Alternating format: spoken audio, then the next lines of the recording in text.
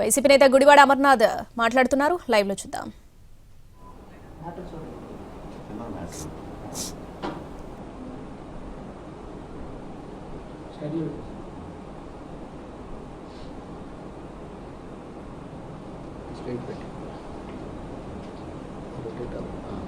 ఇది ఇప్పుడు లైవ్, ఇప్పుడు జస్ట్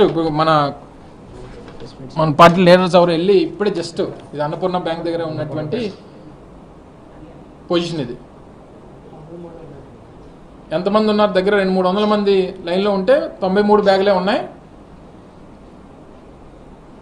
93 మందికి మాత్రమే ఇది అందుబాటులోకి వస్తుంది. వచ్చిన వాళ్ళు కూడా ఒక బ్యాగే, 2 ఎకరాల కోసం వచ్చినా, 3 ఎకరాల కోసం వచ్చినా, 5 ఎకరాల కోసం వచ్చినా మనిషికి ఒక బ్యాగ్ ఇస్తాం. 93 మంది. 93 తర్వాత ఎవడింటికి వాడు వెళ్ళిపోవాలి. అంటే మళ్ళీ ఈరోజు వాడు కూలిపోయినట్టే, వాడి సమయం పోయినట్టే. ఇది ప్రభుత్వం తాలూకు చిత్తశుద్ధి. ఉదయం మళ్ళీ నేను రాత్రి వచ్చినటువంటి ఈ ఇన్ఫర్మేషన్తో ఉదయం ఆర్డీఓ కూడా వెళ్ళారట అక్కడికి. ఆర్డీఓ మాత్రం వెళ్ళి ఏం చేస్తారు? పైనుంచి ప్రభుత్వం చిత్తశుద్ధి లేనప్పుడు కింద ఉన్నటువంటి వారు ఇది ఏం వ్యవహరిస్తారు? వీళ్ళు గతంలో రైతు గురించి, రైతు పడుతున్నటువంటి ఇబ్బందుల గురించి, వారికి ఏ అవసరం ఉన్నాయి, అవసరాలు ఏంటి అనేటువంటిది ప్రతి సీజన్లో ప్రభుత్వం తాలూకా విధానం. అది వాళ్ళు ప్రొక్యూర్ చేసుకోవాలి, వాళ్ళు ఇన్ఫర్మేషన్ గ్యాదర్ చేసుకోవాలి, వచ్చినటువంటి ఇన్ఫర్మేషన్ ప్రకారం ప్రొక్యూర్మెంట్ చేసుకోవాలి. ప్రొక్యూర్మెంట్ చేసుకున్నటువంటి దాని ప్రకారం ప్రజలకి అందుబాటులోకి తీసుకొని రావాలి. వారు ఇబ్బంది పడకుండా చూసుకోవాలి. రేపు సీజన్ అయిపోయిన తర్వాత నువ్వు ఇస్తే ఏంటి, ఓపోద్దేంటి? రేపు సీజన్ అయిపోయిన తర్వాత నేను డిసెంబర్లో ఇస్తాను, నవంబర్లో ఇస్తానంటే అప్పుడు ఉపయోగం లేదు కదా రైతులకి. వాళ్ళకి రావాల్సినటువంటి దిగుబడి రాదు కదా పంటకి. అన్ని రకాలుగా నష్టపోయేటువంటి పరిస్థితి ఉంటే మీ సంగతి ఏం చేస్తాను? బొక్కలో వేసేస్తానండి. ముఖ్యమంత్రి మాట్లాడాల్సిన మాటలు అవి. ఎవరిని బొక్కలో వేసేస్తావు నువ్వు? ఒక ముఖ్యమంత్రి స్థాయిలో నువ్వు మాట్లాడాల్సినటువంటి మాటలు అది. 70 సంవత్సరాల వయసు మళ్ళీ మీకు.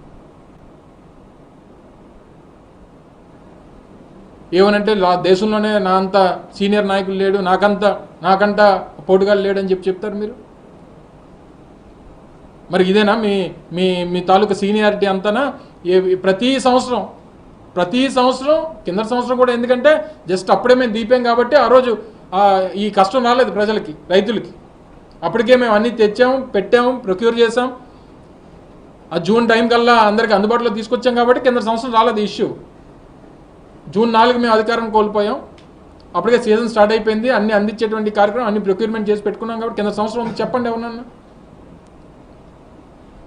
2వ సంవత్సరం వచ్చింది, 2వ సంవత్సరం నడుస్తుంది. 2వ సంవత్సరం వాళ్ళకి ఎప్పుడైతే 2వ సంవత్సరం స్టార్ట్ అయిపోయింది వాళ్ళ రైతుల కష్టాలు స్టార్ట్ అయిపోయినాయి రాష్ట్రంలో.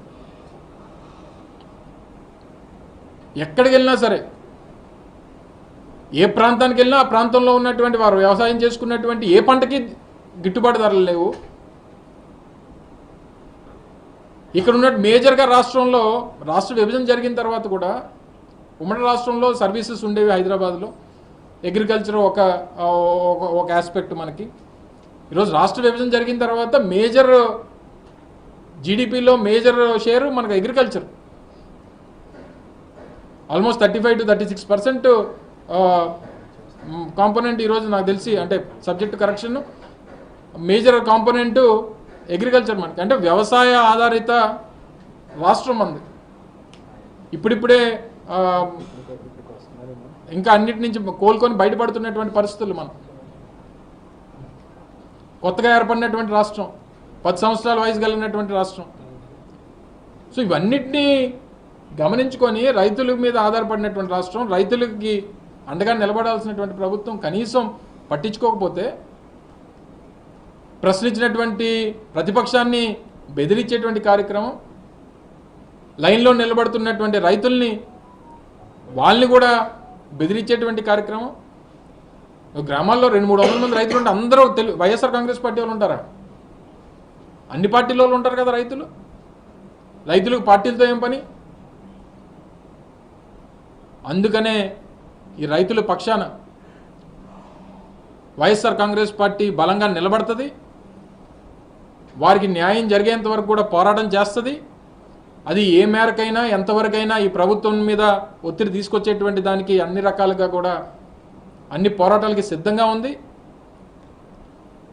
వారి పక్షాన 9వ తారీఖున పెద్ద ఎత్తున